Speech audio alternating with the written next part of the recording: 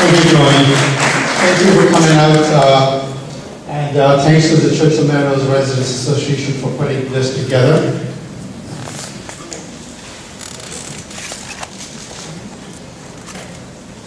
As you're aware, this election is a turning point in the history of Mississauga.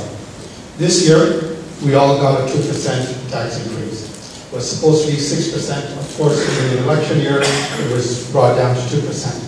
Next year, we are faced with a 10% increase. Despite all the billions that the federal and provincial government are spending, the economy does not seem to be speaking up steam. In fact, the unemployment rate is actually growing.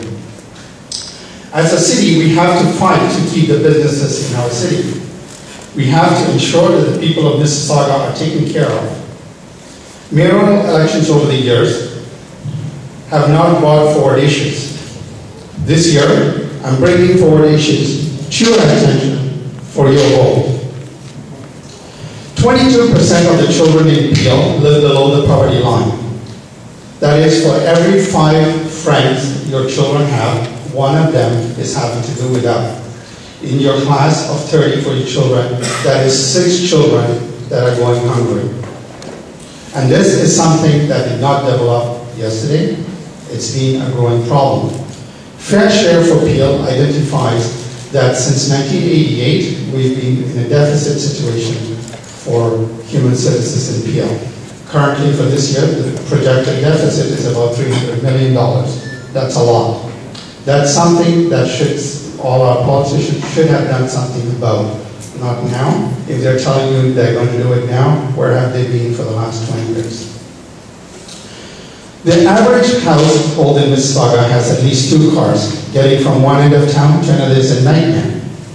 And if you are, like myself, working in Toronto, getting back and forth, it's a crazy idea. If we say we have 63 of the Fortune 500 companies in Mississauga, there is at least 30,000 people traveling to Toronto every day to work.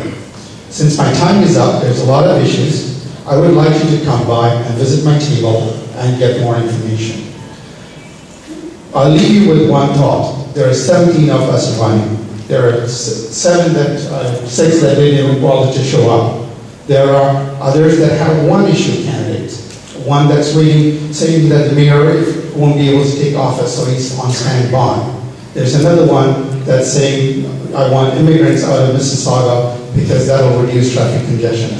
That may be true, but I'm sure you do not. The mayor has asked for a council that she can work with. I'm asking you, do you want a rubber stamp council or do you want a leader with a vision? I'm asking Hazel McCall, you've been a great leader to our city, and I admire you for it, and in fact, you're an inspiration for me to get out of my bed every morning.